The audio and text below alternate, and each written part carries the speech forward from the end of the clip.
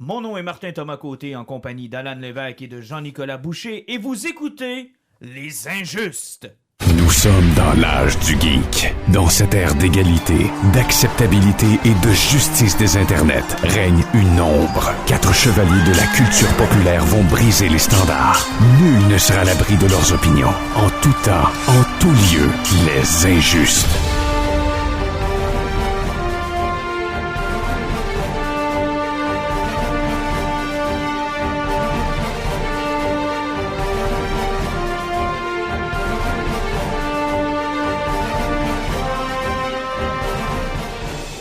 Mon Dieu que ça fait longtemps, messieurs, bonsoir.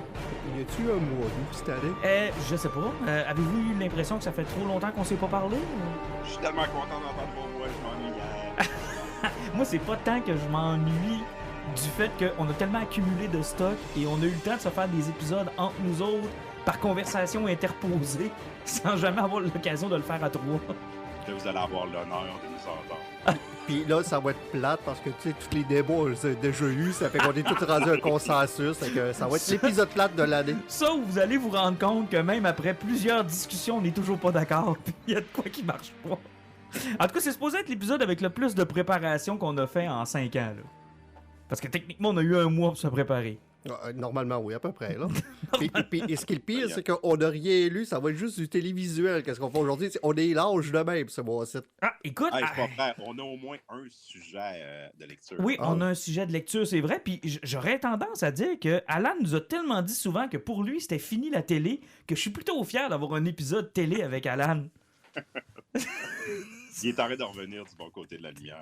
Tranquillement, pas vite, on a réussi à y faire écouter de la télé. Et ça, ce n'est pas rien, mesdames et messieurs. Et on a même réussi à y faire écouter des trucs de streaming. Alors, tu sais, là, profitez-en. À y faire écouter une série de streaming avec des épisodes qui dépassent le 1 heure. Ah oui, en plus. Donc, profitez-en, les amis. Là, on est dans le gros bonbon aujourd'hui avec ce dont on va parler. On va revenir sur un film, parce que oui, il y a de la télé, mais il y a un film aussi, Prey, qui a été lancé il y a de cela presque un mois à peu près, un mois et demi. Oui, effectivement. Sur Disney+. Si vous ne l'avez pas encore vu, peut-être qu'on va vous donner les derniers arguments qui manquaient pour vous mettre à écouter ce film. Là, on va parler de la transaction Warner Discovery qui continue de faire des dommages. House of Dragon, Le Seigneur des Anneaux, la bataille du médiéval entre Prime Video et HBO. Et oh mon Dieu que c'est intéressant, que j'ai hâte entre autres d'entendre Jean-Nic là-dessus. Et on va parler aussi du Kickstarter auquel vous avez participé, messieurs. Semble-t-il que c'est pas un franc succès. Ben, Hey, c'est pas cool, c'est Jeff Lemire. Ouais, C'est cool. Ouais, en tout cas... En tout cas, on va en parler tantôt. On va en parler tout à l'heure. Et évidemment, mon coup de cœur, la série que je n'attendais pas, que j'ai écouté de reculons, que ça me tentait pas d'écouter, She-Hulk, qui est finalement une espèce de Seinfeld dans l'univers Marvel, où on a un peu le style sitcom qui vient s'inviter dans le Marvel Universe. C'est intéressant, mais ça pose toujours le même problème, c'est-à-dire, est-ce que nous sommes condamnés maintenant à faire des films de sous-genre dans le genre super-héros? On n'est plus capable de faire de comédie, on les fait dans l'univers des super-héros. On n'est plus capable de faire des westerns, on les fait dans l'univers du super-héros. On n'est plus capable de faire des sitcoms, on les fait dans l'univers du super-héros. Bref, ça amène son lot de questionnements et de problèmes. Mais commençons donc par cette sortie de Disney+, qui est un restant de poche. Ben, c'est un restant, effectivement, de 20th Century Fox. Le film avait rentré en production avant qu'il soit acheté par Disney. Donc, le fait que le film soit disponible sur Hulu, c'est quand même relativement surprenant, mais je pense que le fait que Disney savent qu'il y avait une grosse franchise avec Predator, puis qu'ils lancent aussi en bande dessinée chez Marvel, il y avait comme une option qui coûtait pas trop cher, puis qui avait un potentiel pour peut-être relancer la franchise. Dis-moi, Jean-Luc, penses-tu que Disney ont été surpris, qu'ils s'attendaient à lancer ça comme ça, un petit buzz d'une semaine, merci, bonsoir, on perdra pas trop d'argent? Finalement, moi, ce que j'ai vu sur les réseaux sociaux, c'est qu'il y avait un réel buzz, là. Oui, je pense que oui, ils ont été surpris parce qu'effectivement, la pub, il n'y en avait pas tant que ça. On a vu quelques images. Là. Il y avait un petit teaser qui était sorti qui était littéralement genre une scène de 20 secondes du film. On n'avait pas beaucoup entendu parler avant que ça arrive. Puis on dirait que tous les éléments étaient en place pour que ce soit un film qui ait 15 personnes qui l'écoutent puis que ça tombe complètement dans l'oubli. Là. En plus, comme Alan disait, là, c'est un restant de la fusion entre Disney puis Fox. Et finalement, wow! C'est comme le contraire. Là, c'est le bouche à oreille qui a littéralement porté ce film-là, qui est vraiment une belle surprise. Mais c'est ça qui est extraordinaire, c'est que j'ai l'impression que c'est les fans qui ont décidé que ce film-là allait avoir une vie. Ouais. Puis il faut le dire, les fans de Predator l'ont pas eu facile Et depuis boy. presque 30 ans. J'ai réussi à convaincre Jean-Luc d'écouter la version de Shane Black, puis lui, il adore Shane Black, puis il y a une petite tache sur ton cœur, Jean-Luc, hein? Ah, écoute, ben, je me suis fait plaisir. Il y a l'autre, le troisième Predators, celui avec Adrien Brody, que j'avais jamais vu au complet. Qui est très bon, soit dit en passant, là. Ouais, ben, À part la fin. C'est le fun. C'est un film de son époque, là. Ça fait drôle à dire. 2010. Mais genre, tu sais, on est comme ça à la fin des films d'action dans ce genre-là. Ça n'a pas super bien vieilli, mais j'ai trouvé qu'il était bien efficace. J'ai eu du fun. Celui de Shane Black, là, malgré le fait que Shane Black, je l'aime d'un amour inconditionnel et qu'il y a 2-3 affaires dans le film que je trouve vraiment génial. C'est une catastrophe. Là. C'est vraiment. C'est un film de merde. Et priez le Seigneur, on vous évite les très très indigestes Alien versus Predator 1 et 2. Là. Ah non, ça, juste... pas là-dedans. C'est à la fois les pires prédateurs et les pires aliens. Qui est une petite catastrophe quand on y pense. Et peut-être que c'est la clé du succès pour ce film-là, Alan, dans le sens où il n'y en avait pas d'attente. Ben, il n'y en avait pas d'attente, puis ils sont retournés. Tu sais, ils se sont rappelés du premier film avec Arnold Schwarzenegger. T'avais des gars, des gros bras, des gros guns, une jungle. Et c'était une chasse. Là, ils ont poussé ça encore plus loin, puis l'idée qui était brillante, c'est d'aller dans le passé. Puis tu sais, on cherche toujours à dire que dans le cinéma, il n'y a pas assez d'inclusion, les tribus amérindiennes ne sont pas assez incluses. C'est quoi la meilleure idée du monde que de prendre une tribu de chasseurs et de mettre un autre chasseur à travers? Puis de les rendre awesome, de faire en sorte qu'on a le goût d'être avec eux autres, qu'on prend pour eux autres, qu'on apprend de leur culture. Tu sais, honnêtement, je me suis pas senti comme dans certains autres trucs. Puis je veux pas tomber trop dans ce débat-là, mais tu sais, il y a des fois où on a l'impression qu'on nous le sac à travers la gorge. Là, c'était pas le cas, là. Alors, effectivement, puis vu que tu y vas, c'est pratiquement du mano à mano, c'est des arcs, des flèches, puis des petits couteaux de pierre contre un prédateur. Tu y vas tellement dans le simpliste, tu y vas tellement dans de l'action qui est pure. Hey, les effets spéciaux là, pour les séquences de combat sont pratiquement inutiles. Effectivement. Puis tu sais, Jean-Luc, je me disais, c'est drôle que tu parles de ça, tu sais, l'idée de ramener ce concept-là dans le passé pour éviter tous les deux ex-machina de notre époque. Tu sais, là, ces fameux raccourcis à cause de la technologie. Tu sais, genre un film comme James Bond, à un moment donné, ils n'auront pas le choix de finir par faire ça dans le passé parce que ça marche plus aujourd'hui, ces affaires-là. C'est tellement compliqué que tu finis toujours par dire « Mais il y avait rien qu'à téléphoner, il y avait rien qu'à sortir ça, il y avait rien qu'à... » Puis le film de Shane Black est comme le meilleur exemple de ça. Tous ces problèmes-là sont ramassés ensemble, en plus d'un scénario brouillon. Là. Mais dans ce film-là, ils ont ramené ça à la plus simple expression. Puis même dans le premier film avec Arnold, c'était le concept du film. Ils décollaient, puis c'est tous des militaires. Ils sont super armés, c'est tous des professionnels. Puis au final, le combat, on va dire le dernier tiers du film, là, Arnold, il n'y a plus rien. Là. Il est dans la jungle, dans la boîte. Puis c'est la proie contre le prédateur. C'est ça. Et là, ils nous l'ont ramené à sa plus simple expression. C'est même l'inverse, ils ont été obligés de désarmer le prédateur. Ouais, ça, c'est assez particulier. C'est ça qui est le fun, vu que ça se passe 300 ans dans le passé. On se posait la question sur le rapport de force qu'il allait avoir entre la tribu Comanche et le prédateur. Mais ils ont tellement downgradé sa technologie, puis même l'allure du prédateur n'est pas tout à fait la même. Donc, on voit qu'il est peut-être un petit peu plus vieux, mais il n'y a pas de laser. Oui, il y a ses disques, mais ils sont beaucoup moins efficaces. Mais ces deux griffes, là. Oui, toujours ça. Son masque est en os au lieu d'être une espèce de truc plus technologique, là. Ouais, mais les biomasses, c'est une histoire qui est compliquée chez les prédateurs. Ouais, je comprends, là, mais tu sais, ils l'ont downgradé un peu, mais tu sais, même sans le... Tu sais, sans faire l'obligation de le downgrader pour être sûr que ce soit efficace, puis que, tu sais, le prédateur se met lui-même un défi, je pense, en choisissant sa proie, là. Je pense pas que... Effectivement, tout le long du film, le prédateur choisit toujours ses proies, tu sais, comme il va courir après les lions qui sont là. Donc, d'ailleurs, quand il disait lion, on s'est posé des questions, moi et puis Martin. Je suis content qu'on se rende compte qu'il parlait de puma, là, mais tu sais, c'était pas clair au début, là. Nous autres, on était là. Coudonc, c'est...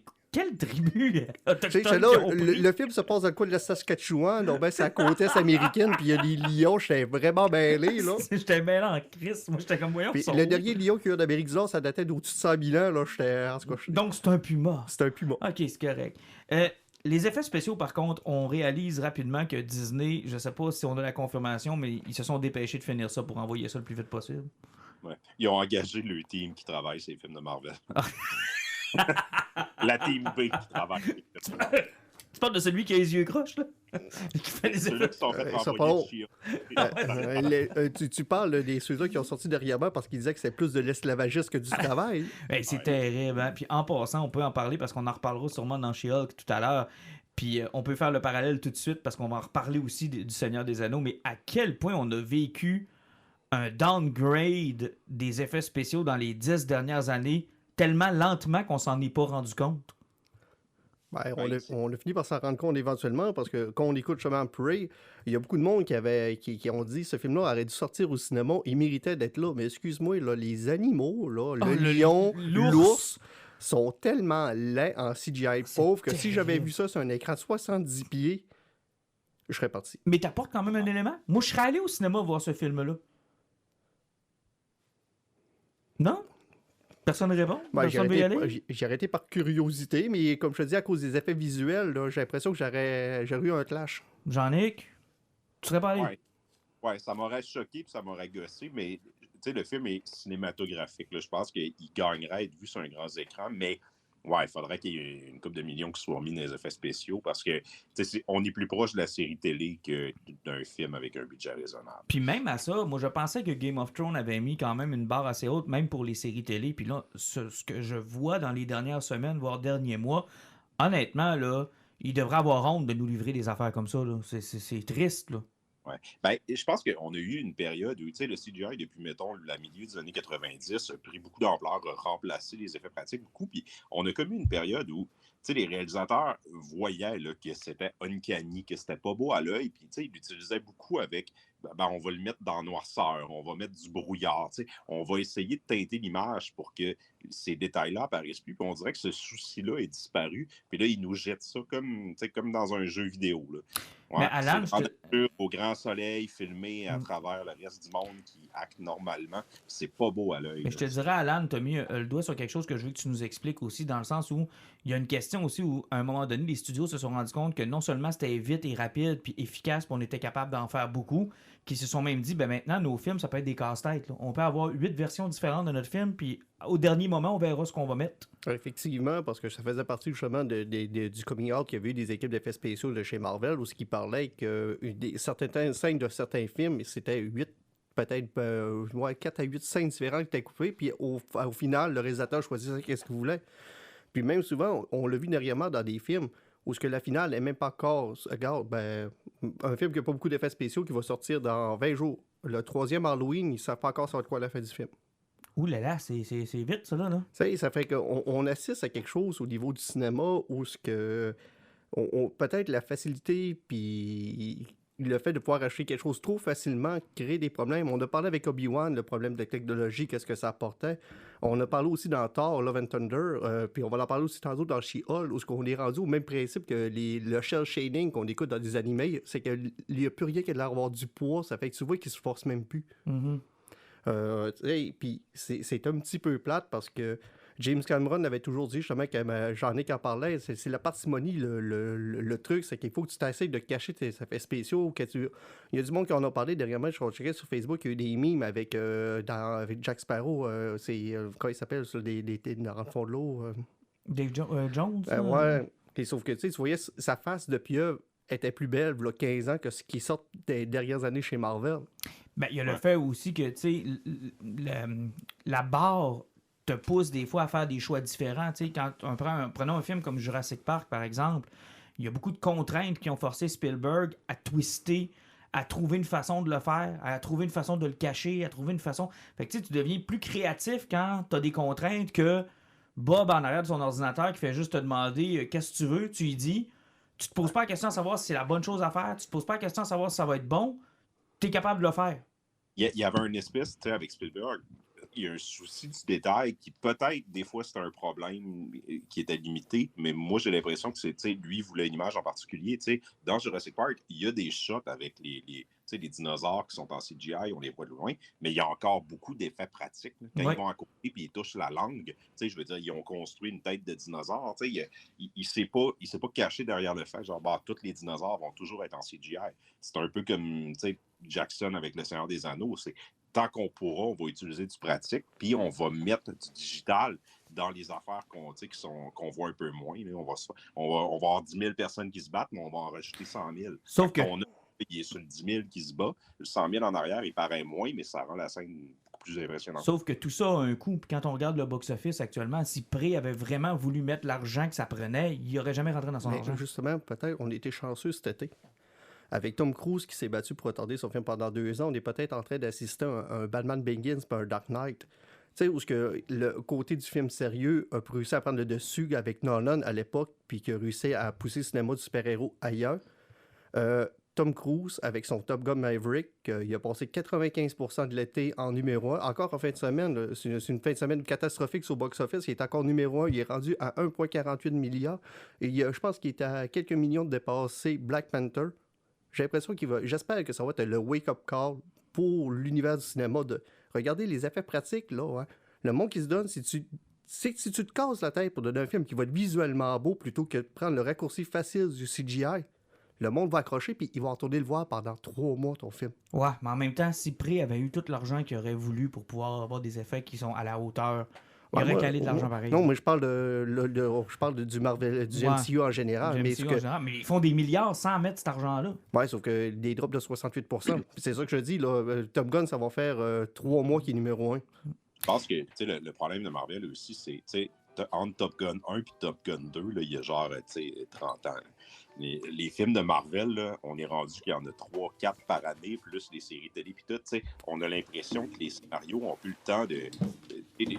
Le monde n'a pas genre des années pour réfléchir puis écrire ça, puis après que ça soit tourné. C'est comme, ils décollent les films, puis Waititi l'avait dit là, sur Thor, c'est quoi, Thor 4? Ouais, sur Love and Thunder. Le film n'était même pas fini d'écrire pendant qu'il tournait. Là. Il y avait encore, au day-to-day, il écrivait des scènes. Hey, un peu marqué les films, mais pas sur tout. Là. Hey, revenons un peu à Prey. Là. Ce que vous avez aimé, ce que vous avez détesté. Parlons du film en tant que tel. Là. Je veux dire, on ne pourra pas faire 1 heure sur le sujet en tant que tel. Je vais commencer. Ce que j'ai aimé du film, c'est qu'on est retourné aux souches. Ça veut dire qu'à l'idée que le prédateur est venu chasser, puis c'était une tribu de chasseurs qui était là. J'ai beaucoup aimé le fait que tu avais une fille dans la tribu qui voulait réussir à se prouver parce que c'était une bonne traqueuse, mais que tout le monde la méprisait parce que c'était une fille dans une tribu comanche. Et même la façon que le prédateur l'a traitée, dans toutes les séquences critiques du film, où ce qui était là, puis il y avait d'autres personnes qui étaient là, il passait toujours par-dessus parce qu'il se foutait de la petite fille. Il la voyait pas comme une menace. Tu sais, c'est que même le prédateur la méprisait. J'ai beaucoup aimé ce côté-là. Le frère, par exemple, de la fille, ce gars-là, c'était tout qu'un comanche, c'était un soldat acquéri. Mon point faible, en tant que Québécois, je t'ai insulté. Hey, le développement et recherche n'a pas fait sa job, hein? On va se le dire. Là. Je sais pas si c'est comme ça que les autres se sentent quand on fait des présences d'autres nations dans nos films, là, mais il a là. Puis pour le côté Première Nation, là, j'ai lu, là, puis il y a plein de spécialistes qui sont prononcés, puis apparemment qui ont fait super attention là, pour que tous les thèmes qui sont abordés, ça fait du sens, l'imagerie, la manière que les personnages parlent. Il y a vraiment eu un souci, puis je sais pas pourquoi ils n'ont pas payé un pour faire ça avec le Canadien français. Là. Surtout qu'on est quand même pas si loin que ça. Là. Je veux dire, tu montes un appel à Montréal dans tes studios d'effets spéciaux, puis t'es correct. Là. J'ai écouté le film en version originale, là, puis il a pratiquement fallu que je mette le sous-titre au moment que les francophones sont arrivés, parce que c'est le seul bout que j'ai pas compris du film. C'est terrible. Ça va...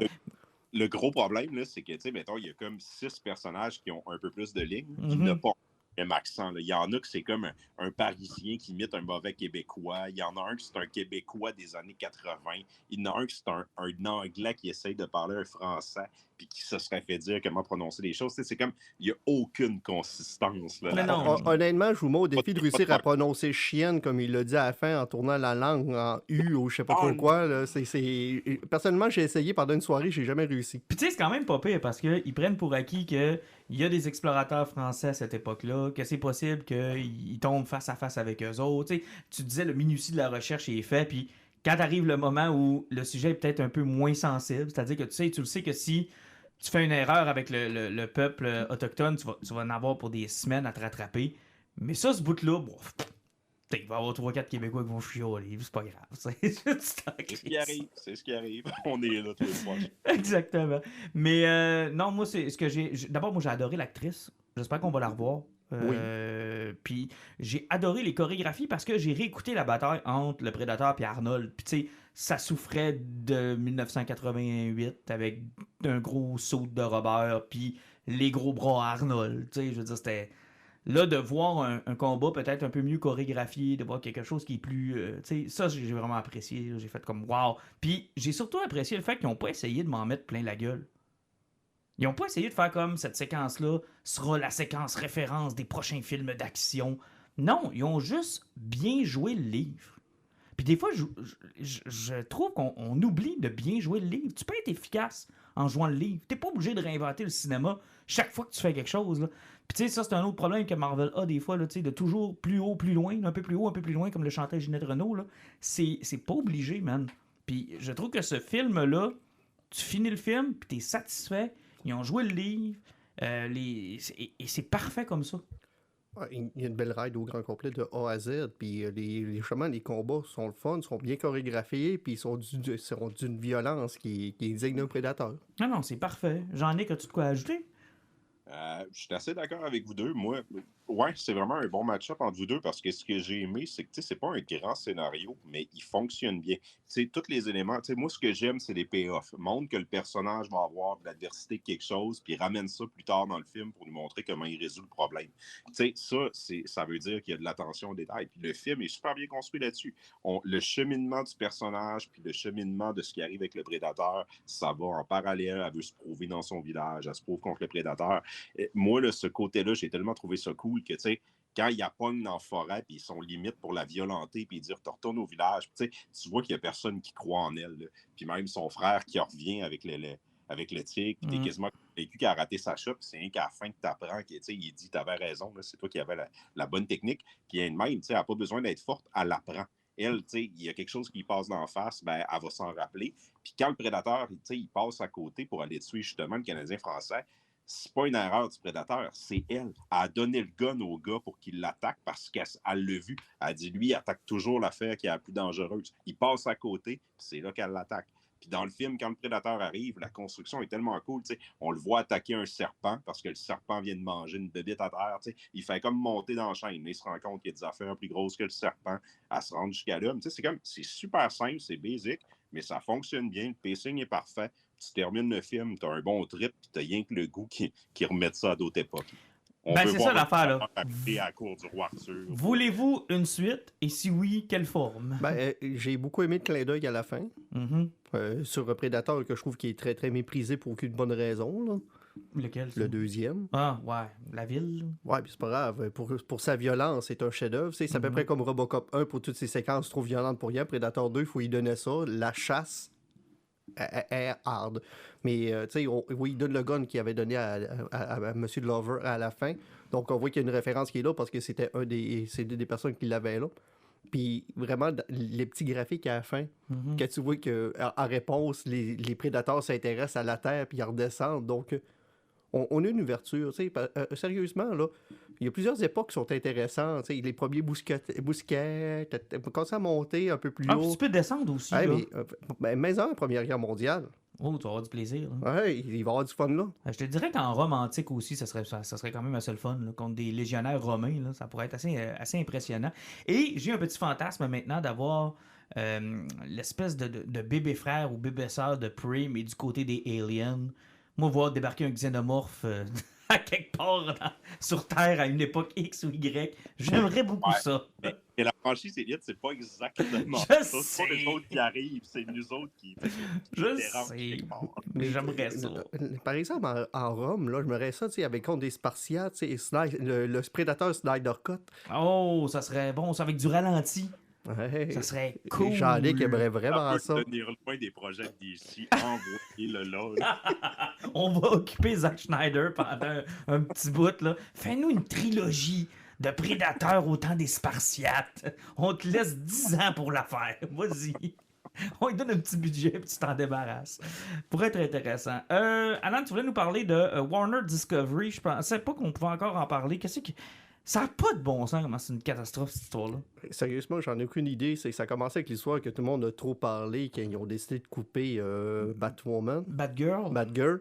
Le film n'aura même pas de release. Ils ont tellement trouvé le film cheap qu'ils ont décidé qu'il ne sortirait pas au cinéma, puis ni sur HBO Max, parce qu'ils ont décidé de purifier leur plateforme pour avoir juste leurs produits de qualité. Et le plus heureux là-dedans, c'est Michael Keaton, qui plus ça avance, moins il est dans des films.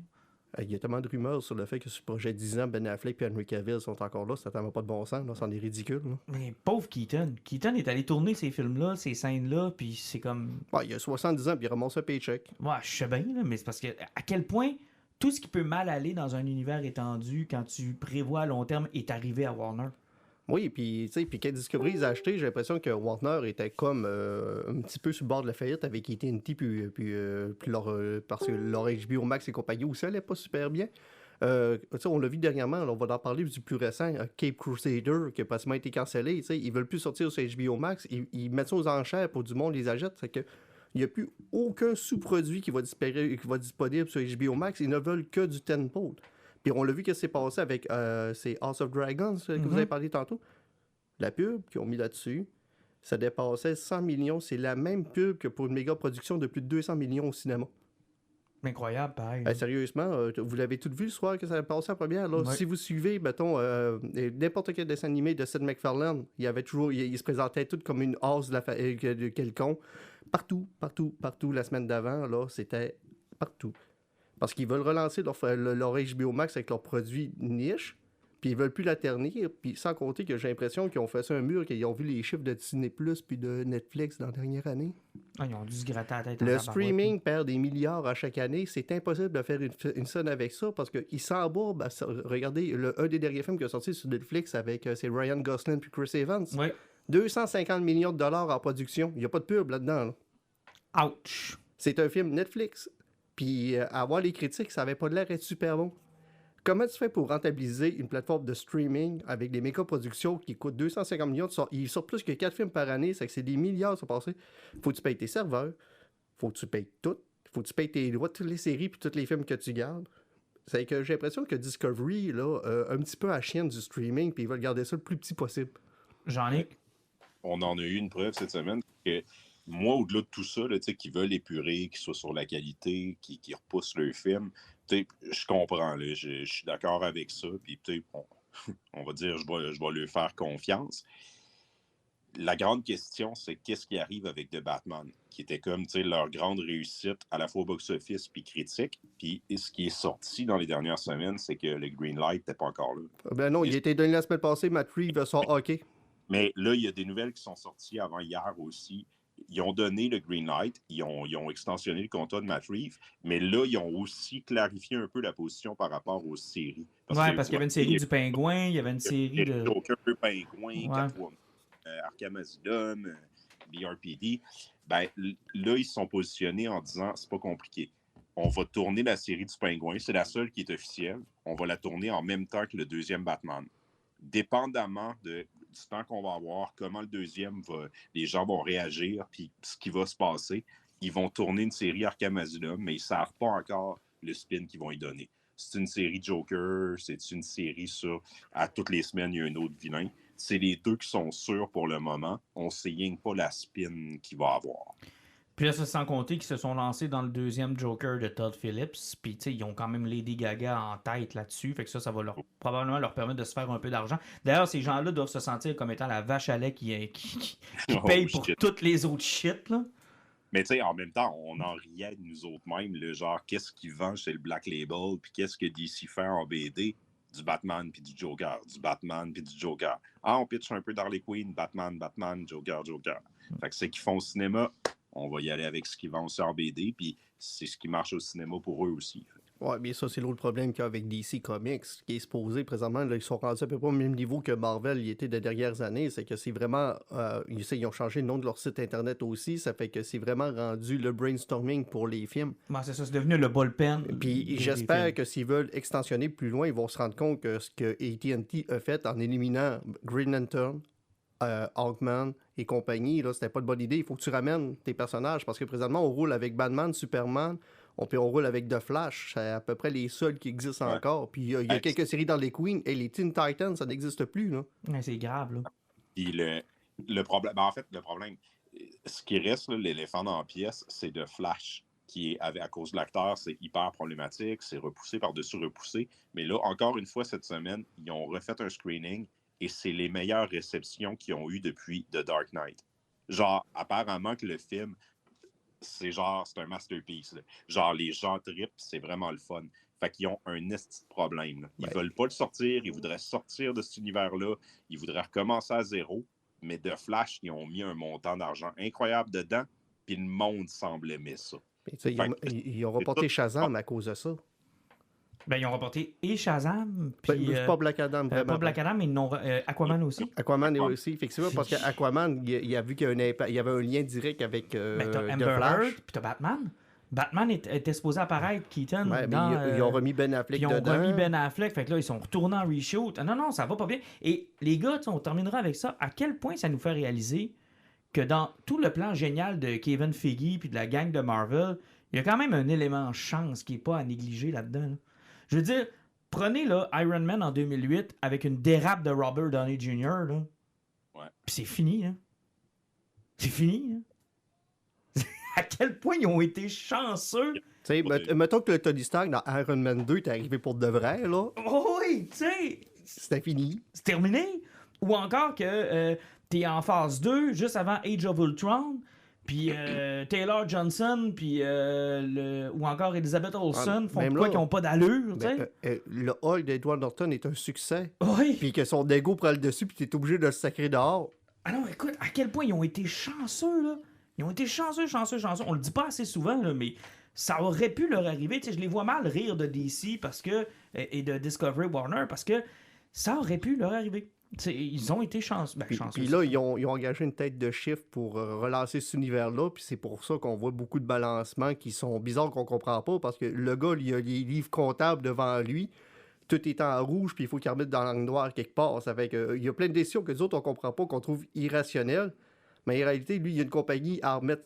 Non, il n'y a pas le choix. Il n'y a pas le choix. Tu sais, le dossier Bad Girl, j'avais des gens qui me disaient ils font ça pour pouvoir faire plus de cash quand ils vont le ressortir. Mais non, c'est parce qu'il y a même le fait sur le racisme puis le féminisme qui a embarqué là-dessus. Non, c'est parce que le film, il était pas encore fini. Il fallait qu'ils mettent de l'argent dessus. Puis il y avait 100 millions en pub à mettre dessus. Puis il allait faire 30 millions. Puis il y avait une transaction fiscale à faire avec la transaction. Si il scrapait le projet avec si c'était du AT&T, il leur restait une couple de semaines. Puis je pense qu'il y avait un crédit d'impôt qui était équivalent à plus de 80% du film. C'est ridicule. C'est relativement simple. Là, comment ça marche? Ils l'ont passé comme une perte. Ils ont mis, genre, mettons, 60 millions dans le film. Eux autres, ils vont déclarer une perte de 60 millions. Tu peux pas rentabiliser le film d'aucune manière en faisant ça.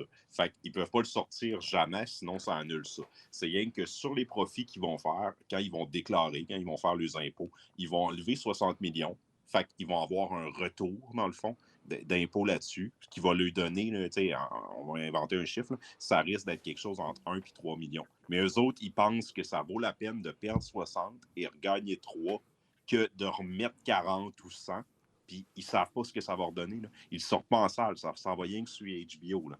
Fait que, ça va être quoi que le film va t'amener là-dessus? Mm-hmm. Préfère, on va accepter la perte tout de suite, là, puis on va prendre le 2-3 millions en tax break que ça nous donne, puis au moins, on ne mettra plus une scène là-dedans.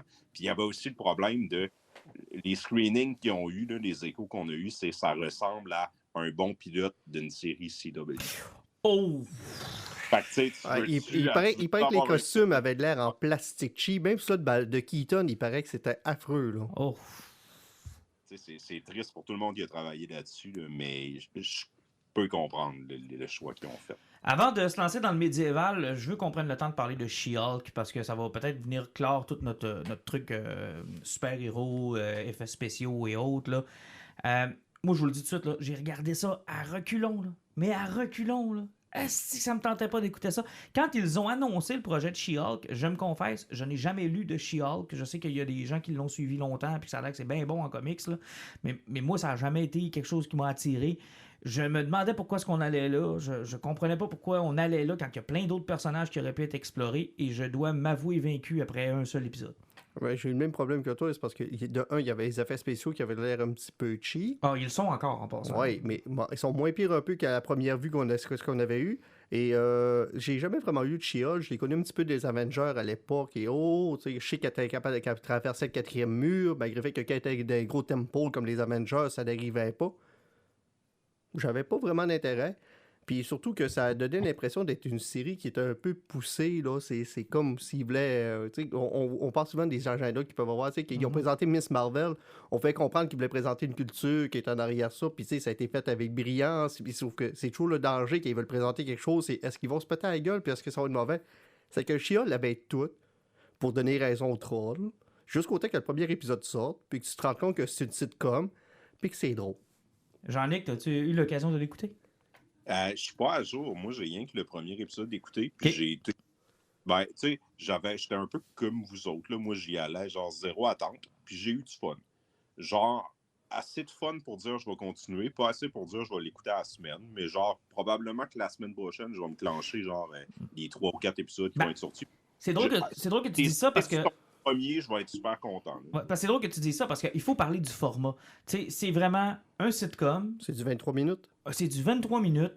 On voit pas encore. Tu sais, il va y avoir un arc narratif qui va lier chacun des épisodes. À la fin du 3e épisode, on a commencé Ouais. à comprendre l'arc narratif, ce qui voulait s'en aller. J'espère juste que ça n'arrivera pas sur quelque chose de rouge. Je pense que ça va faire vomir. Mais il n'est pas tant important. Tu sais, je veux dire, chacun des épisodes semble vouloir quand même se tenir sur lui-même. là. Exactement. Puis moi, ce qui m'a le plus marqué dans cette série-là, à partir du premier épisode, ça fait combien de temps que je chie sur la tête du MCU parce que plus rien que de conséquences. Si vous avez écouté rien que dernièrement Hawkeye, ce qui avait sorti au fait derrière, la série commence avec Kate Bishop qui écroule une université. Elle fait tomber un clocher. Il aurait pu avoir un concierge en dessous. Il aurait pu avoir n'importe quoi. Asti, le digne, il a fait « C'est pas drôle, madame, votre enfant a brisé l'université. » C'est ça, un c'est acte de terrorisme, ciboire, c'est du terrorisme. Mais ça, c'est sans compter le gros dieu, semi-dieu pogné dans la planète aussi. Effectivement. Que personne. Mais dans She-Hulk, il parle dans le journal où il parle de Wolverine et est-ce que quelqu'un va lui parler pourquoi il y a une tête dans le milieu de l'océan? Mais sauf que tout a des conséquences dans She-Hulk. Tu prends le premier épisode, toute action a une foutue conséquence. J'en ai que t'as pas encore vu le deuxième épisode, je m'excuse par là. Tu sais, son procès à la fin, là, quand elle pète la gueule de Titania, là. Ouais. Au deuxième épisode, elle fait ça d'un bar parce qu'elle est super heureuse, parce que ça s'est super bien passé, puis tout le monde crie She-Hulk, She-Hulk. Son boss vient voir, il fait comme, excuse-moi, c'est parce que le juge, là, il nous a fait perdre le procès. Il fait comme ça, il fait comme, ben, vu que tu as sauvé la vie du jury, ils disent que tu as peut-être une influence sur le jury positive qu'ils vont prendre pour toi. Donc, on a perdu le procès, donc je te sac dehors. Il y a une conséquence à ce qu'elle a fait. Tu sais, elle a sauvé la vie du monde, puis elle perd sa job.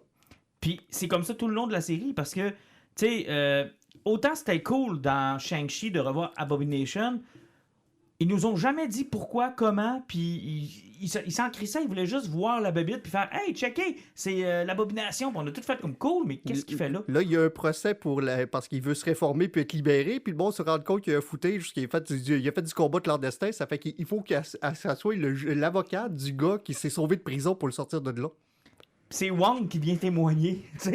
Alors, ils réussissent à venir ficeler tous les petits trous comme ça qu'il y avait dans le MCU, qui est quand même assez sympathique. Et moi, le format sitcom me plaît beaucoup. Ouais, beaucoup. L'humour est super bon, ça coule tout seul. Le fait qu'elle brise le 4e mur de façon très légère aussi, là, c'est vraiment, vraiment plaisant. Là. Ah, c'est bien fait. J'aime beaucoup l'actrice, soit dit en passant. Par contre, ça me fait poser la question, puis Jean-Nic, t'es notre expert en cinéma. Là. Mais là, dans les dernières années, j'ai vu beaucoup de films de genre qui auraient pu être des films de genre sur eux-mêmes, là, des films qui sortent sur eux-mêmes, mais qui sont venus sous le parasol des super-héros. C'est quoi? On n'est plus capable de faire une comédie qui sort au cinéma, on n'est plus capable de faire un film d'horreur qui sort au cinéma, on n'est plus capable de faire un film de western qui sort au cinéma. Là, on semble avoir tous les genres sous les super-héros. Je pense que, en fait, pas que tu mélanges deux choses, mais c'est un peu l'inverse. Je pense que les studios se disent comment on peut réinventer le genre de super-héros pour éviter que les gens stannent. Tu sais, ça fait des années qu'on en parle, l'essoufflement du genre. Tu sais, à un moment donné, ça va frapper un mur, on ne pourra pas toujours avoir des build-up puis péter le box-office. Là, ils sont en train de se dire, ben, on essaye de faire autre chose. Shang-Chi, c'est le film de super-héros. She-Hulk, c'est leur, comme tu disais, Seinfeld. Ils vont sortir Eternals, qui va essayer d'être leur film d'auteur. Doctor Strange in the Multiverse of Madness, qui est leur tentative de faire de l'horreur. Moi, je pense que ça ne fonctionne pas, mais clairement, ce qu'on vit en ce moment, là, c'est Marvel qui essaye de se diversifier. Il essaie de créer des nouvelles branches à travers le super-héros. Je pense pas que le futur du cinéma est là, puis c'est rare que je suis d'accord avec Alan, mais on va revenir à Top Gun.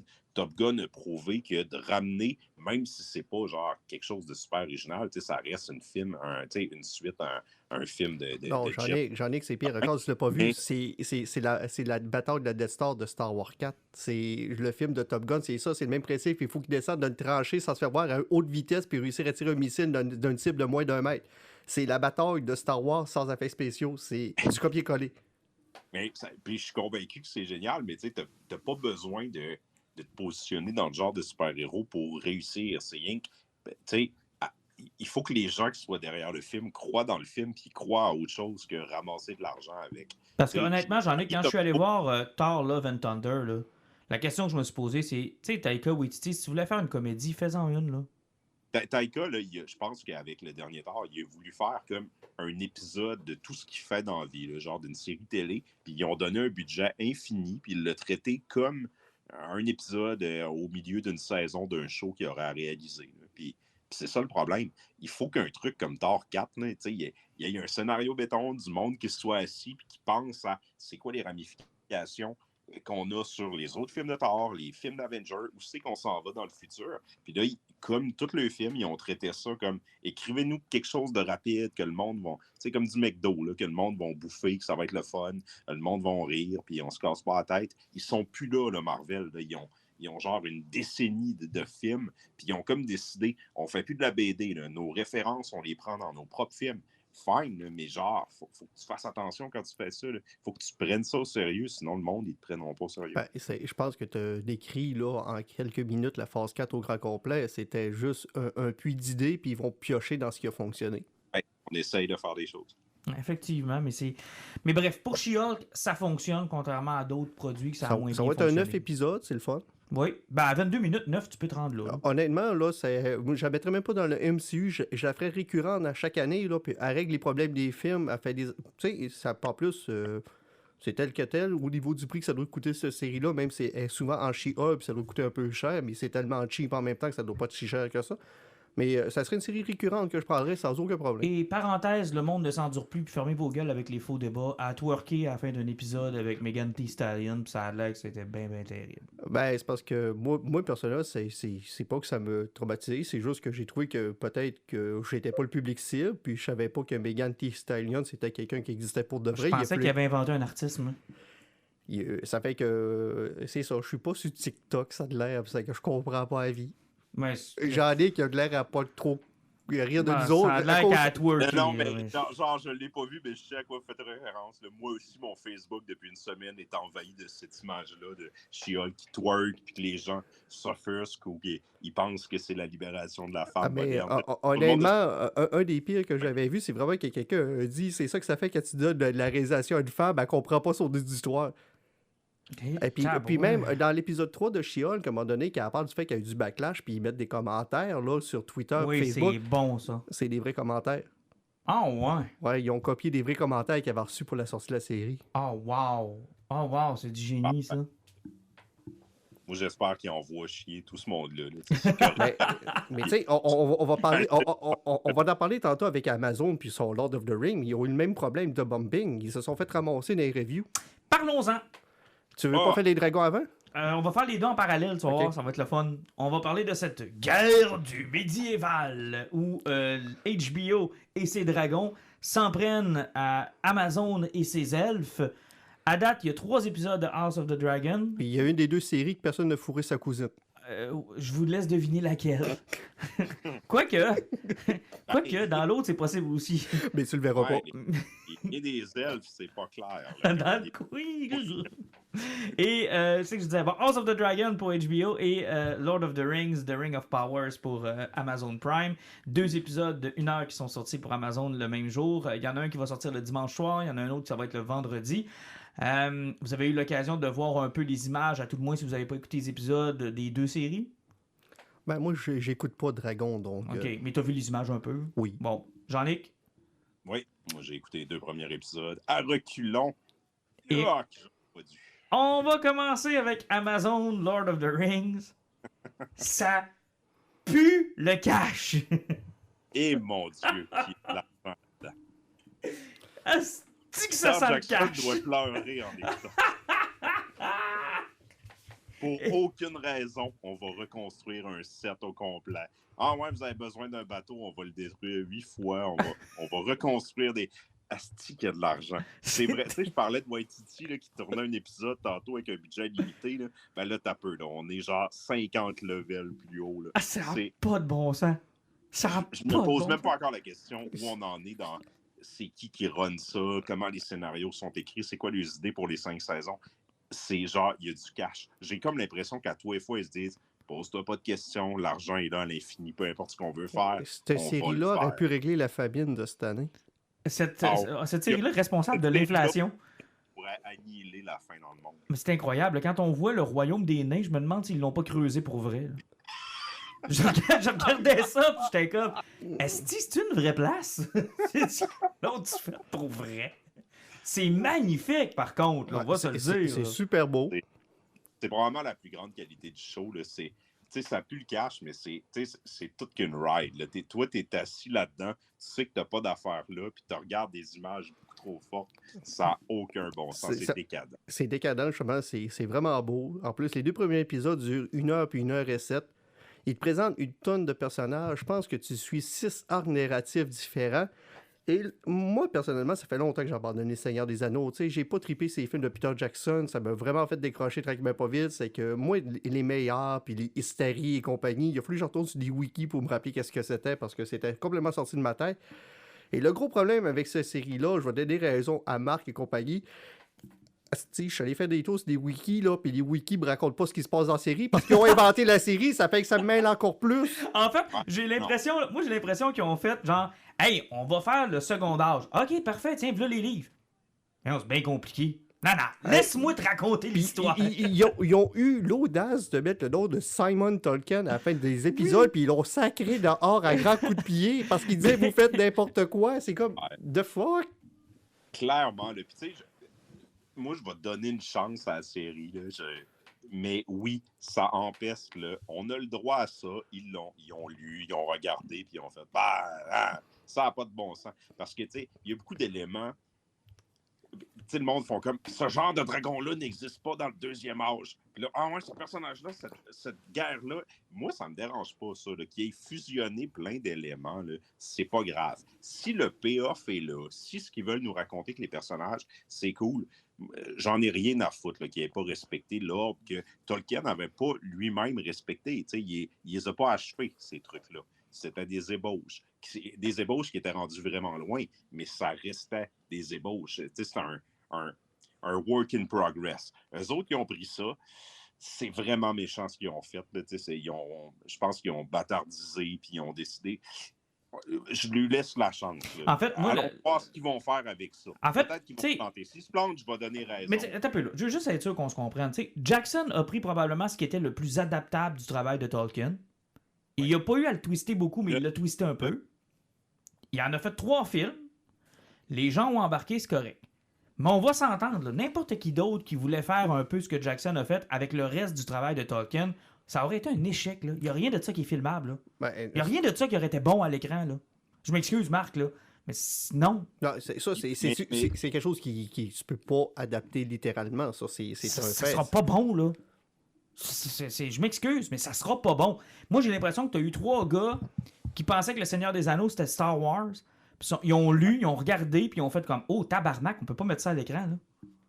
On peut pas. » Fait qu'on va prendre les personnages, on va lui trouver une histoire, on va s'arranger pour que ça colle avec ce qui va arriver dans Le Seigneur des Anneaux, puis ça sera ça, là. C'est à peu près comme quand tu lis l'Odyssée d'Homère, justement, quand ils ont fait faire autant de films là-dessus. Ben oui, c'est un peu ça, là. Tu sais, je veux dire, c'était inadaptable, ce qui avait été fait par Tolkien. Là. Je m'excuse, mais c'est ça la vérité, là. Tu sais, je veux dire, Jackson a eu de la difficulté, puis c'est probablement dans le stock le plus adaptable qu'il y a, puis on l'a longtemps dit que Le Seigneur des Anneaux, c'était infaisable, que tu pouvais pas adapter ça, là.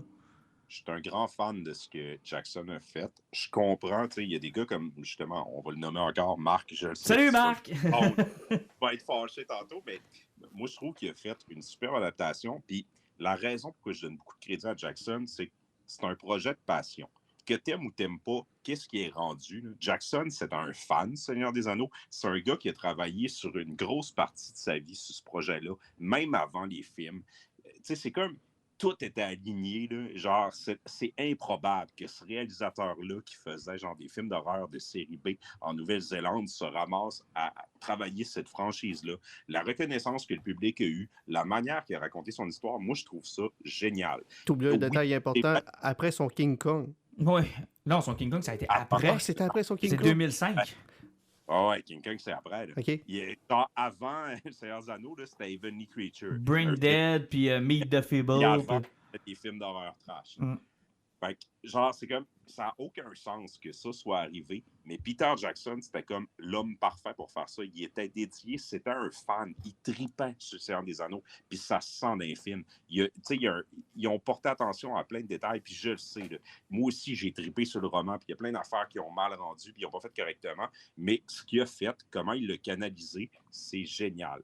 En ce moment, la série d'Amazon, il n'y a rien qui m'indique que ça est là. C'est genre le contraire. Mais je vais quand même laisser la chance Sérieusement, et ça me fait peur. Galadriel, quel personnage insipide. Ben, c'est surtout qu'à savoir qu'elle se battait bien de même. Mais pourquoi elle n'est pas allée rejoindre les autres dans le Seigneur des Anneaux pour les aider un peu? Ah, tu sais, elle ronde dans la série, puis elle ronde dans les films. Galadriel dans la série, Galadriel dans les films. Tu fais comme... Tu sais, dans la série, elle est rendue genre à 400 ans, mais c'est encore une adolescente frustrée parce que son... Mais sérieusement, la traversée du lac, elle aurait fait ça en claquant des doigts. Hein? Hey, c'est incroyable. Mais moi, ce qui me choque, ce qui est difficile à capter pour l'esprit humain, là, c'est... Tu sais, je veux dire, House of the Dragon, on est 172 ans avant Daenerys Targaryen. Là, on est 1000 ans avant le fucking Seigneur des Anneaux, là. Tu sais, je veux dire, 1000 ans, là. C'est fucking 1000 ans, là. C'est difficile de... Tu sais, à toutes les références qu'ils vont faire à la trilogie originale va paraître un peu épaisse. Tu sais, 1000 ans, man. Tu sais, je veux dire, il n'y a rien de pareil. Ça peut pas être... Les nains sont toujours aussi cons. 1000 ans, c'est fucking long. Les nains, je vais les défendre. Parce qu'il y a des affaires qui fonctionnent en série. Moi, il y a plein d'affaires que j'aime dans la série. Parce que, tu sais, c'est bourré de défauts. Mais moi, après le deuxième épisode, j'étais comme... C'était long, plein d'affaires que j'aime pas. Tu sais, je comprends que là, ils sont... Tu sais, c'est un enfant avec la carte de crédit. Mais il y a plein d'affaires qui sont le fun. Genre, si les payoffs sont là, il y a du potentiel. Ils travaillent tellement dans un univers qui est riche et qui est cool. Genre, tu peux faire atterrir, même si c'est malgré eux, il y a des affaires qui pourraient être géniales dans ça. Ben, moi, je pense que les deux trucs les plus intéressants à date, là, que moi, je veux voir la suite, là, un, les humains sont clairement les personnages les plus intéressants parce que, bon, c'est eux qui ont le moins de chances de se retrouver dans la trilogie originale. Donc, c'est eux qui ont le moins de chances de faire des liens puis des... T'sais, on s'entend, là, c'est moins difficile de voir les humains qui sont là que de voir Galadriel faire des trucs puis que tu te dis, OK, pourquoi elle a pas fait ça? En tout cas, c'est Galadriel moins... est vraiment en danger. Tu te dis pas que Galadriel va mourir là. C'est ça. Les humains sont très intéressants. Ouais. Très intéressant. Tu sais, la dague qu'ils ont trouvée avec le symbole de Sauron, le lien, ça là, je trouve ça super intéressant. Surtout qu'ils sont encore en train de chercher leur roi, ça fait que C'est ça. les 9 possesseurs de l'anneau qui vont devenir les Nazgûl, on les a pas encore trouvés. C'est ça.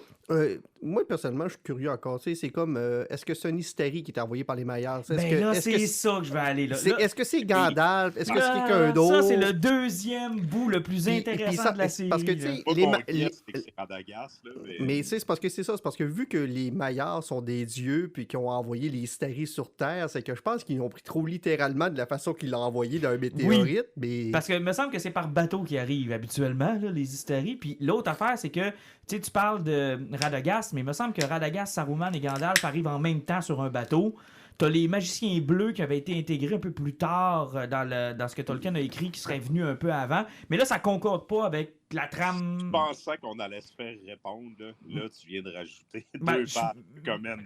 Je m'excuse, Marc, je t'ai donné de l'ouvrage. Mais ce que je comprends, c'est qu'on serait trop tôt dans l'histoire pour les hystéries, mais en même temps, un peu comme on vient de l'expliquer, j'ai pas mal l'impression qu'ils ont le droit de faire ce qu'ils veulent, comme ils veulent, quand ils veulent. Maintenant, est-ce qu'il y a trois choix? C'est soit Gandalf, c'est soit un autre hystérie qu'on connaît pas, ou c'est Sauron avant qu'il applique son déguisement pour aller forger les anneaux avec Celebrimbor patente. Là. Fait que c'est un des trois, là. Je penserais pas que ce soit Sauron, là, mais il y a vraiment... En fait, ils ont tout fait pour qu'on pense que ce soit Sauron. Oui, effectivement. Ils l'ont mis dans le feu comme un œil. Puis le feu était froid. Le feu était froid. Ouais, il tue les lucioles. Après ce qu'on a vu, puis vous me direz ce que vous en pensez, mais puis je le sais pas, là. Mais moi, ce que la série semblait me présenter, là, j'ai l'impression que Sauron, c'est le kid. dans le fond, Sauron n'est pas matériel présentement, mais il contrôle. Puis tu sais, il y a comme une phrase à un moment donné, là, ils disent qu'il y a une gang des hommes qui ont suivi Morgoth. Oui, exact. Que la fille, la mère de ce kid-là, elle vient de cette gang-là. Mm-hmm. S'il trouve le bout d'épée, il se fait contrôler. Je ne sais pas. Moi, ça me donnait l'impression dans saison 5, là, ça va être lui, Sauron. Parce qu'il y a... comme la forme matérielle de Sauron. Parce qu'il y a une espèce là-dedans, de ce que j'en connais, là, il y a une espèce de Legend of Zelda Link to the Past, là, c'est-à-dire qu'il y a un magicien qui apparaît normalement, qui est Sauron, et que personne ne sait que c'est Sauron. Puis c'est lui qui apprend à forger les anneaux avec Celebrimbor, à regarder comment ça se fait, puis qui regarde un œil là-dessus. Et c'est là qu'il, en cachette, corrompt les 9 anneaux des hommes. Mais moi, je suis tellement mêlé. Il n'avait pas aidé à la construction de la forge, Sauron? Oui, exactement. Mais c'est parce que ça veut dire qu'il est déjà là. S'il a déjà montré à Celebrimbor comment faire la forge. Lui, il y a juste les plans dans ce qu'on voit. Là. Il demande à Elrond de l'aider. Mais en tout cas, dans l'histoire, puis là, on se fera sûrement corriger, mais de ce que j'avais compris, c'était ça. Puis lui, en cachette dans le Mordor, il s'en va faire son anneau unique qui contrôle tout le monde. Les elfes s'en rendent compte rapidement. Je pense que je vais envoyer un message avec sa marque qui commence son texte tout de suite. Leurs anneaux sont pas corrompus. Ils les enlèvent tout de suite pour pas être corrompus. Puis... Donc, ce que je comprends, moi, c'est qu'au bout de la 5e saison, c'est la bataille qu'on voit au début du Seigneur des Anneaux. Ouais, moi, ça me donne l'impression que c'est là qu'ils veulent nous amener. Ouf! Là, je sais que ça va gosser Marc aussi, mais... Non, fais-tu ce podcast-là pour Marc? Ah, mais c'est parce que ça va faire 2 mois qu'il évolue bien sur cette série-là, donc... pour ce moment-là. Moi, ça me donnait le goût de racheter... Tu sais, je relirai pas Le Seigneur des Anneaux, là, encore. Mais tu peux, mais t'enlèves toutes les chansons. Là, je suis comme... Les contes et légendes inachevés, que moi-même, je m'étais dit, ça va rester inachevé. Là, ça me donne le goût, genre, d'aller dedans. Puis ça me donne le goût de redonner une chance au Silmarillion. Puis, genre... Je le sais, puis probablement qu'après 200 pages, je vais abandonner encore. Parce que tu sais que le Silmarillion... Non, mais t'as peu, le Silmarillion, ils le vendent avec 2 boîtes de Tylenol. C'est pas pour rien, là. Non, mais le Silmarillion, au pire, tu peux l'essayer peut-être en dormant en audiobook. Peut-être que le lendemain matin, tu vas te lever, tu vas être un érudit sans le savoir. Tu vas l'avoir retenu durant ton sommeil. Peut-être. Faudrait que je les écoute en livre audio pendant que je dors. Oh mon Dieu, non, c'est terrible. C'est comme pour dire... La série a bien des défauts, mais elle a cette qualité-là. Pour des geeks comme nous autres, elle me donne quand même le goût de genre creuser, puis discuter, puis retourner dans le lore. Et ne serait-ce que pour voir les images. Mettons que vous voulez vraiment être dumb, là, puis baisser le son de votre TV, puis vous voulez juste profiter de la... Juste vous dire... Manière, avec ce qui a été présenté, je pense que si vous en avez rien à foutre des livres, puis vous avez rien qu'écouter Le Seigneur des Anneaux, puis de Hobbit, puis vous avez aimé ça, je vois pas comment vous allez pas aimer la série. Genre, tu sais, c'est... Ouais, il y a des problèmes. Le pacing est dégueulasse, mais c'est ça. C'est comme c'est le meilleur gâteau au chocolat que vous allez manger. Tu parles du pacing. Tu as lu les romans de House of Dragon, de Game of Thrones. Ouais, de George R. R. Martin. Sérieusement, son roman numéro 4, là, ça faisait penser à un épisode de Game of Thrones, de Lord of the Rings qu'on vient de voir. C'est tellement découpé, puis c'est toutes des histoires qui se connectent plus ou moins, que quand tu arrives à la fin, tu fais comme... pas sûr que j'ai compris à travers de quoi j'ai passé. À la défense de Martin, moi, là, c'est sa force. Chacun des chapitres est tellement fort que même si tu retombes complètement ailleurs... excuse-moi, Tyrion en bateau dans le 4, là, c'était pas fort, OK? Ça t'a marqué. Ben, j'ai de la misère avec comment il a géré la fin de la série, mais mettons qu'on parle des 3 premiers bouquins. Là, oui, les 3 premiers, c'est parfait. C'est parfait. C'est un exemple de comment écrire de la bonne fantasy. Puis, là, on en reviendra à la série tantôt, mais en tout cas, la série me fait...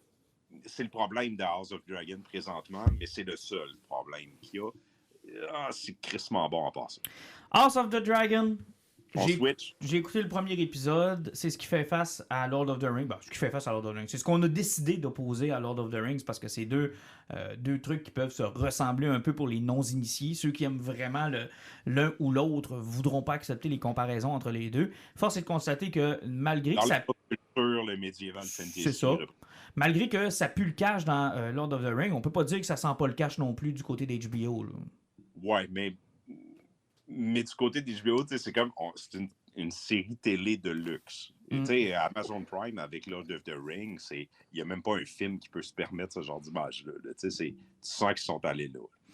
House of the Dragon, 173 ans avant le règne de Daenerys Targaryen. Certains diront 173 ans avant qu'elle décide de brûler la ville pour aucune petite bonne raison, après 8 saisons à nous faire croire que c'était le Dieu le Père sur Terre. Mais on est rendu là. Et je suis un peu en crise. Et craintif. Parce que là, j'adore ça. Je trouve ça super bon.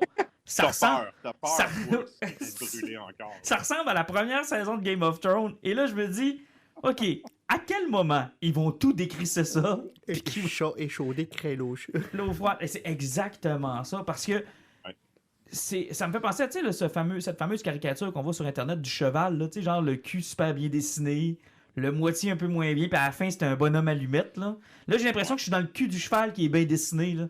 Mais je le sais ce qui s'en vient. Là. Puis là, je me dis, est-ce que je mets tous ces efforts-là dans l'espoir de me faire garrocher ça à la fin de tout croche? C'est là que je suis. Je suis dans la même place que toi.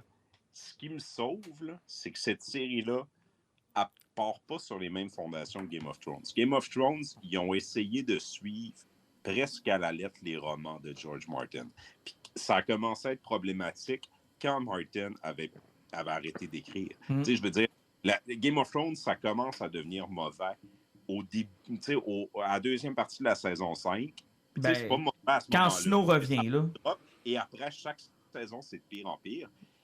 Là, on est en train d'adapter quelque chose que Martin, il n'a pas écrit. Il a fait un bouquin qui s'appelle Blood and Fire, qui raconte l'histoire des Targaryens.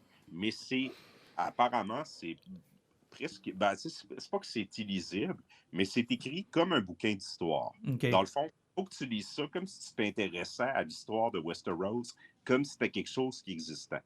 Fait que c'est pas de la narration, c'est un bouquin d'histoire.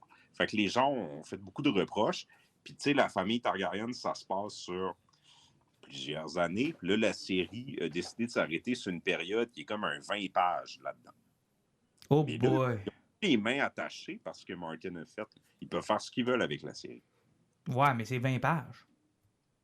Ouais, mais ils reprennent pas. Tu sais, Game of Thrones reprenait littéralement les dialogues. Ouais.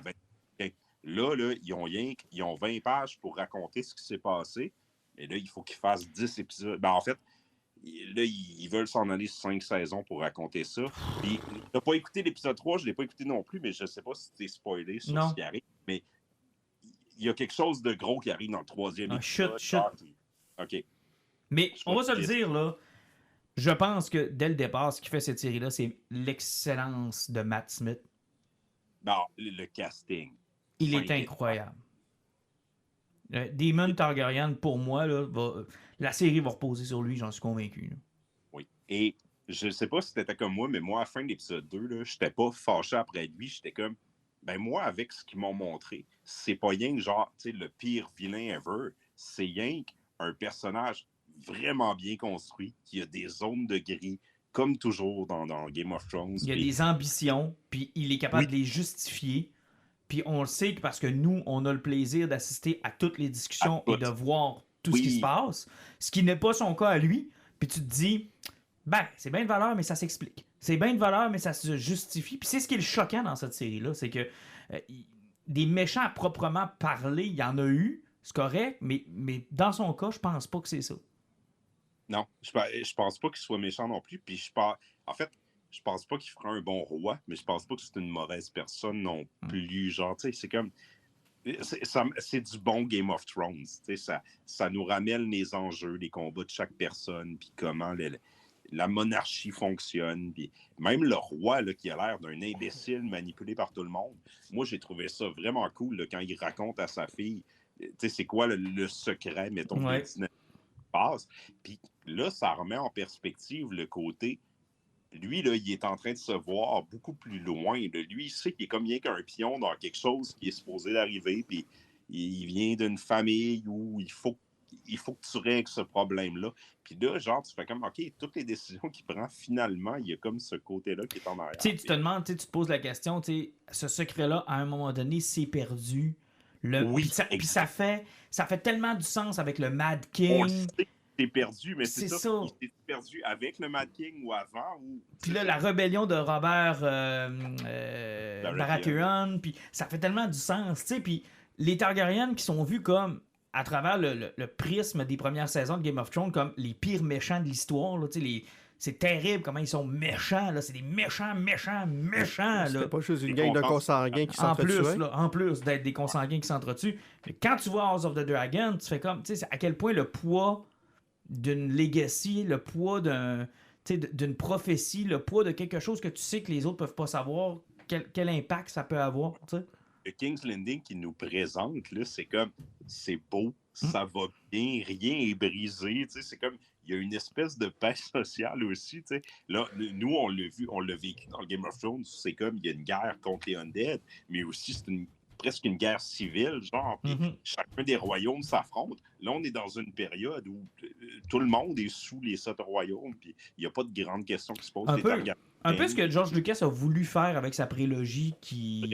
Vraiment. Puis là, c'est bien réussi, cette fois-là. Ouais, cette fois-là, ça a bien réussi. T'sais, de nous montrer, vous trouviez que c'était sale dans Star Wars épisode 4 parce qu'ils sont en guerre civile, il y a un empire, il y a même une régression au niveau de la technologie. Mais là, on vous montre dans épisode 1 comment c'était sous la République, puis quand tout le monde allait bien, puis c'est un peu ce qu'on est en train de faire dans House of the Dragon, mais un peu mieux réussi. Beaucoup même mieux réussi. Ouais, pas mal. Pas mal mieux réussi. Très curieux. Tu sais, j'ai vraiment hâte de continuer. J'ai vraiment hâte de continuer Ring of Power aussi. Mais, tu sais, en ce moment, avec ce qu'on a eu comme matériel, je suis convaincu que je vais avoir eu beaucoup plus de fun avec House of Dragon qu'avec... moi, c'est drôle, hein, tu dis ça, mais les questions que m'a soulevé Ring of Power me restent en tête beaucoup plus longtemps que House of the Dragon, où j'ai un peu la suite, puis un peu comme dans Lord of the Rings, on a la suite aussi, mais je veux dire, j'ai tellement été déçu par ce qu'ils ont fait à la fin de cette série-là que l'intérêt de savoir comment ça s'est arrivé à une catastrophe, il est moins là. Que comment on en est arrivé à ce que je considère comme un chef-d'œuvre, soit Le Seigneur des Anneaux de Peter Jackson, t'sais. J'ai l'impression que je vais faire une belle ride, tandis que House of the Dragon, c'est comme cool, check, on va vous raconter comment est arrivé l'accident de char. On va se mettre vraiment loin avant de char. Puis on va faire ça vraiment bon, juste pour te faire chier, pour que l'accident de char soit encore plus cruel. On va décoller ça pendant qu'ils construisent les routes. Avec la finale d'un gars qui va presque se chier dessus parce qu'il est fou et qu'il va tuer toute sa famille à grands coups d'épée, c'est à peu près ça. C'est à peu près ça. Oh, mais toi, ça, c'est le premier accident de char. Moi, je parle du dernier accident de char. Celui de la saison 8. Où tu te dis, je peux pas croire que ça va clore de même. Tu me dis quand. Ouais, puis Alan, sans le savoir, tu es sur un point qui est encore une grande question. Parce que la série amène ce côté-là. Il était-tu mad, il était-tu fou à ce point-là? Ah, ça c'est vraiment intéressant. La phrase qui reste tout le temps dans la tête, là, c'est genre « burn them all ». Puis tu sais, il y avait du wildfire partout, puis il est parti en disant « faut tout brûler ». Puis ça a toujours été interprété comme « il va mourir, faut tout brûler ». Mais là, quand tu sais que les Targaryens sont rien que là parce que quelqu'un a eu un rêve qu'il fallait qu'il abatte une armée de zombies qui allait détruire le monde, tu peux dire cette phrase-là, là, burn them all. Elle s'adressait peut-être pas à son royaume. Mais en même temps... On le sait pas. Non, mais fantastique. En même temps, les plus grands... Tu sais, ceux qui ont été les plus dangereux pour les Undead, ça n'a pas été les Targaryens, ça n'a pas été les Stark, ça a été les script éditeurs de la saison 7 et 8. C'était leur plus grand... qui ont littéralement pris le problème puis qui ont fait c'est quoi ça? Puis il faut s'en débarrasser parce que ça m'intéresse pas. Je veux que Jon Snow couche avec sa tante. Fait qu'ils ont pris ça, ils ont collé ça dans le mur. Puis ça a été fini. C'était réglé. C'était terminé. La plus grande threat de l'histoire de Westeros. Ça s'est réglé en 2 épisodes. Il paraît que, par exemple, dans House of the Dragon, la bataille la plus épique de la série, ils mettront pas une scène dedans parce qu'ils savent que le monde va rien voir quand même. Exactement. Oh non, ils ferment les caméras. Ils ferment les caméras, c'est qu'ils vont sauver de l'argent. Mais en fait, la dernière fois, ça lui a coûté 50 millions, personne n'a rien vu. Cette fois-là, 0. Oh. Mais des fois, t'as pas besoin de grande bataille. Puis moi, tu sais, l'épisode 2, là, il y a un moment où il envoie une diligence pour récupérer un œuf qui a été volé. Là. Je vais dire ça sans spoiler. Là. Et tu sais, comment il y a un build-up entre les négociations puis comment ça se règle. Moi, j'étais là, j'étais en train d'écouter de la grande TV. quand le dragon arrive, là, j'étais là, ah, OK, c'est pour ça que j'aime ce show-là. J'étais pas sûr de ce qui allait se passer. Je veux pas lire, je veux pas savoir. Je le sais-tu s'il va y avoir des trahisons, tel va tuer tel, puis tout. Comment ça se résout? J'étais là, ah, OK, là, je suis investi par-dessus la tête dans ces chicanes familiales-là. Hey, j'ai le goût de. Oui, t'avais. Ouais, mais ça, avant de finir ça, sur nos poisons, là, j'en ai qu'on va s'embarquer sur notre Ah Kickstarter. oui, le Kickstarter. Je veux t'entendre parler de ta première expérience de Kickstarter qui est arrivée au début de la pandémie. Ben, en fait, c'était comme ma deuxième semi-expérience parce que j'avais suivi la vôtre avec Jake puis Patrick Ouais, parce que c'était du Ulule, c'est pas un Kickstarter direct, non? Ben, OK, c'était un clone de Kickstarter, mais c'était le même concept, tu sais, mettre ton argent avant du front. Puis, je me suis toujours senti un peu jaloux, genre, tu sais, j'aurais aimé participer dans le Kickstarter puis embarquer dans la liste quand c'était là puis pas l'acheter quand il est sorti physique. Mais là, Jeff Lemire et Matt Kinn et Dave Robin ont déconné un projet. Puis là, j'ai fait, je revivrai pas ça une deuxième fois. Je back dès le début. Puis là, je pense qu'on était genre en 2018. Puis on l'a lu cette semaine. Et pas parce que Ah, ça a été toute qu'une aventure. En fait, la raison, c'est le classique. Là. Jeff Lemire, Matt Kinn, ont comme dit, on embarque sur Kickstarter, on veut faire une BD, on a des idées ensemble. Puis c'est ça, tout ce qu'on veut, c'est avoir l'argent avant, puis on va livrer un produit après. Puis moi, je suis comme, ben oui, génial. Là. Vous voulez pas que DC ou Marvel ou même Image, je ne sais pas à quel niveau, vous disent quoi faire. Vous voulez que vos fans puissent vous lire. Fine, je vais payer tout de suite. Puis, Alan, continue pour la deuxième partie. Ben, ce qui arrive, c'est que là, le Kickstarter se lance et on est sur un Kickstarter où il n'y a aucune communication. Jeff Lemire n'a jamais mis une phrase sur ce Kickstarter-là. Et il y a même des bouts où c'était Matt Kinn qui le gérait puis il faut avoir un 6 mois en silence radio. OK, ça, c'est très, très, très encourageant. N'oublions pas que tu sais, Matt Kinn, il est vraiment gros dans le monde de la bande dessinée, mais il est pas aussi gros que Jeff Lemire. Tu sais, je veux dire, le nom qu'il vendait là-dessus, c'était Jeff Lemire. C'est le gars qui dessine sur Berserker pour t'en mettre en liste. C'est que là, on ne sait pas trop ce qu'on s'en va. La pandémie embarque là-dessus. On n'a pas de nouvelles. Moi, entre-temps, j'avais commencé un Kickstarter avec Shine Murphy. Mm-hmm. Lui, il était retardé par la pandémie, mais je l'ai eu 1 an quand même avant, parce que les deux, je les ai faits en même temps. Là. Puis celui-là de Shine Murphy, je l'ai eu 1 an avant celui de Jeff Lemire et de Matt Kinn. On n'avait pas d'image, on n'avait pas d'information. Il n'y a rien qui se passait. C'est de la confiance. Puis là, 6 mois, il a commencé à parler que ça a commencé en impression puis qu'il y avait des problèmes à tout bout de champ. Puis sérieusement, là, au niveau, avant que le shipping se passe pour le début de la préimpression, je pense qu'il a passé minimum 6 mois en montant.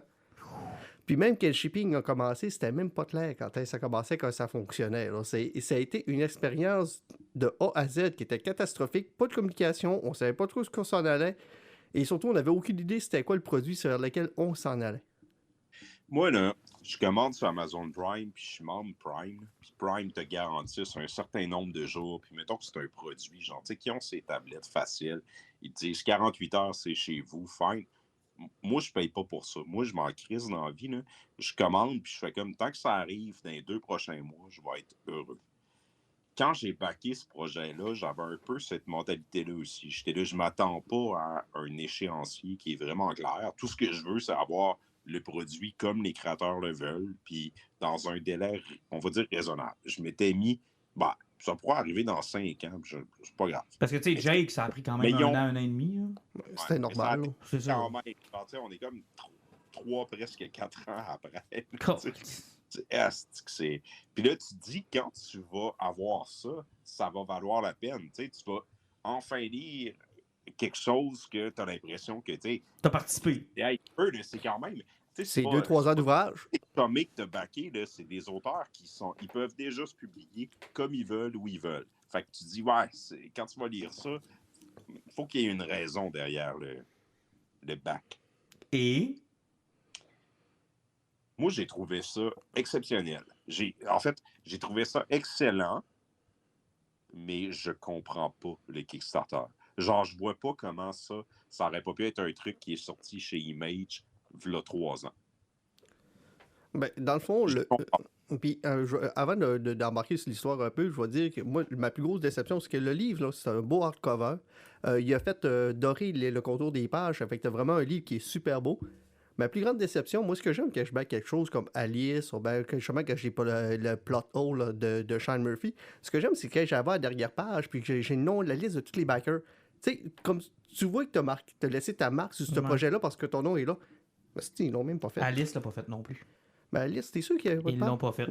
Cette dernière page, puis je l'avais remarqué aussi, puis ça m'avait un peu déçu. C'est ça. Moi, c'est ce que j'aime, le projet de main, c'est que j'aime ça, voir Tu laisses ton nom nom dans l'histoire. Tu sais. Tu laisses ton nom quelque chose, tu l'as backé, tu as une impression, puis ton nom est dedans, comme ça tu peux prouver que tu l'as backé. Puis tu peux aussi dire, ben, j'ai contribué à un projet qui peut-être aurait pas trouvé de niche Puis, ailleurs. je peux le prouver aux autres que dire que j'ai participé dedans, puis c'est grâce à moi que le projet existait. C'est que j'ai trouvé ça très cheap. Puis quand t'arrives, puis la BD, quand elle commence, moi, tu sais, j'ai pas trippé sur l'histoire de un.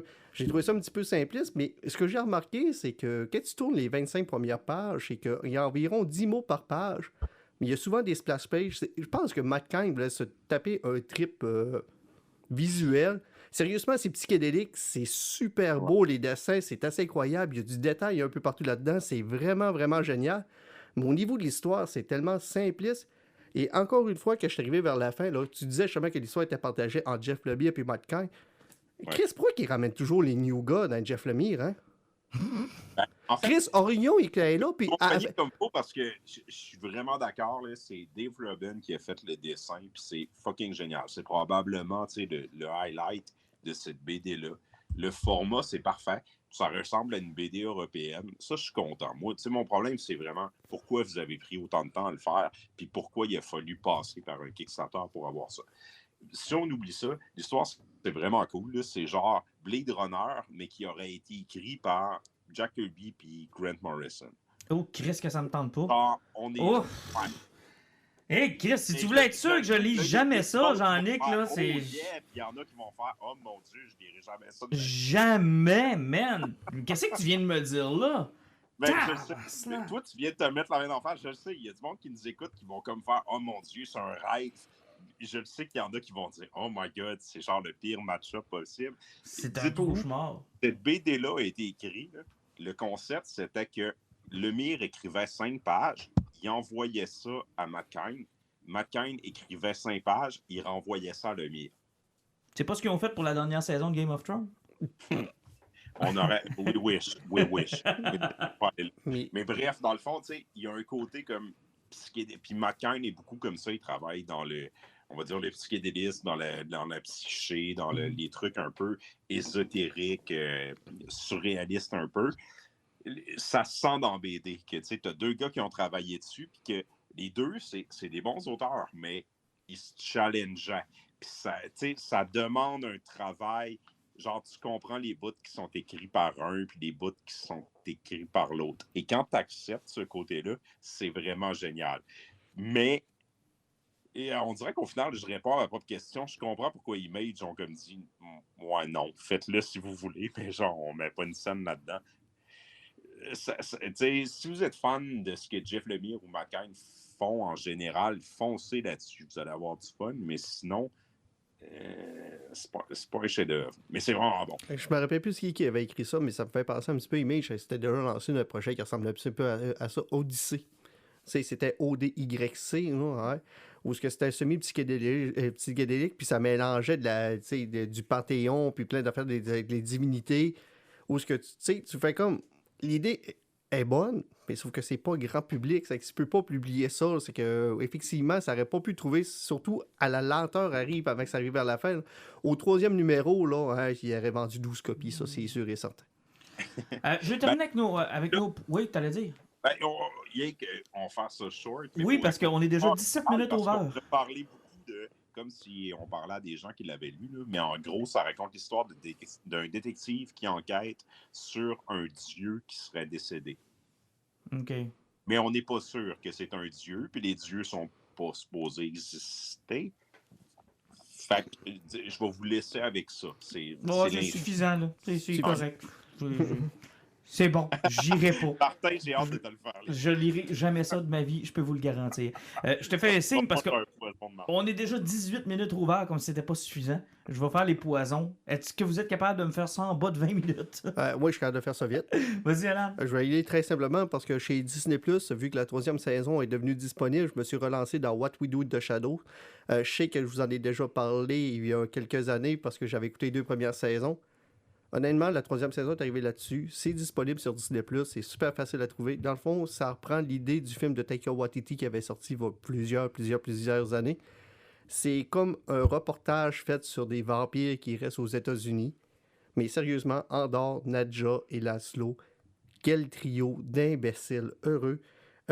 J'aime beaucoup le genre de série où il y a des malaises parce que le monde sont caves, puis vu qu'ils sont devant la caméra, ils s'en rendent compte, puis ils savent qu'ils sont filmés. C'est qu'à chaque fois qu'ils font quelque chose qui n'a pas de sens, tu vois dans leur face l'expression de OK, ouais, il y a quelque chose de cave qui s'est passé.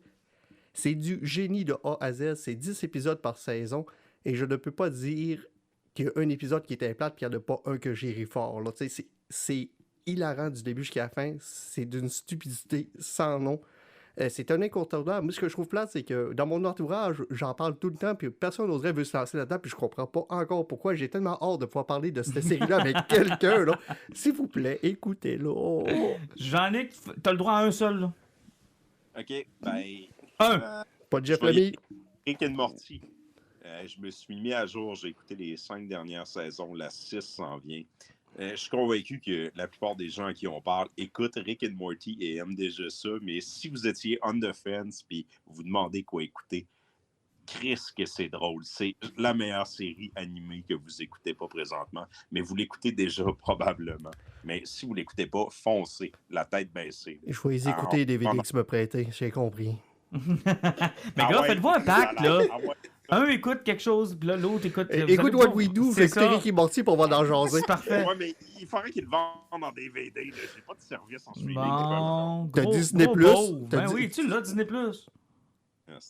J'ai pas de raison. OK. Prochain épisode, on parle de What We Do, puis je vais parler de Rick, puis je vais parler de What We Do. Et je termine avec le mien, Les Chroniques de l'Abîme, avec Charles Beauchesne. C'est extraordinaire. C'est extraordinaire. 5 nouvelles dans lesquelles on utilise un contexte historique ou quelque chose de vrai. On en fait une histoire d'horreur à la Lovecraft. On met à l'intérieur de petits encadrés sur des détails historiques qui servent durant l'histoire ou qu'on aborde durant l'histoire. On nous en fait un petit résumé. Vous allez apprendre, vous allez être divertis, vous allez être satisfait. Ça ne vous prendra pas une journée. Vous pouvez vous mettre les limites de lire une nouvelle par soir. En 5 jours, ça va être réglé. Ça vous détruira pas la tête. Et c'est violent à souhait, c'est horreur à souhait, ça va vous rendre curieux. Vous allez vouloir en apprendre plus sur ce que vous avez lu. Vous allez vous informer encore plus. Bref, moi j'appelle ça un livre à wiki. Là. Tu sais, tu lis, puis tu passes ton temps à aller sur wiki pour voir, voyons, c'est où, c'est quoi, puis qu'est-ce que je peux savoir de plus. Sincèrement, là, ça vaut le détour. Je peux pas croire que j'ai manqué ça. C'est extraordinaire. Les Chroniques de l'Abîme, allez vous chercher ça. C'est vraiment, vraiment très, très bon. Mais ce gars-là, as-tu un podcast sur l'histoire? Absolument. Les pires moments de l'histoire. Et je l'adore. C'est mon nouveau Jeff Lemire. On l'adore. C'est mon nouveau Jeff Lemire. Ça fait que, monsieur, vous pouvez envoyer les biens gratuits pour votre show à Chicoutimi à Martin Tombeau-Côté. Je pense pas que notre podcast... Ah oui, je pense que notre podcast est aussi populaire que le sien. Sinon plus. À ta défense, Martin, là, hier soir, j'étais dans un party de famille puis j'ai parlé du podcast de Beauchesne. C'est vraiment cool, c'est vraiment le fun. Puis oui, confiance aveugle à Lily. Absolument. Allez les gars, on se retrouve rapidement, moins longtemps que la dernière fois, s'il vous plaît. Ben, sans problème. Il y a tellement de ça qu'au mois de septembre qui va sortir, on n'aura pas le choix. Exactement. Salutations.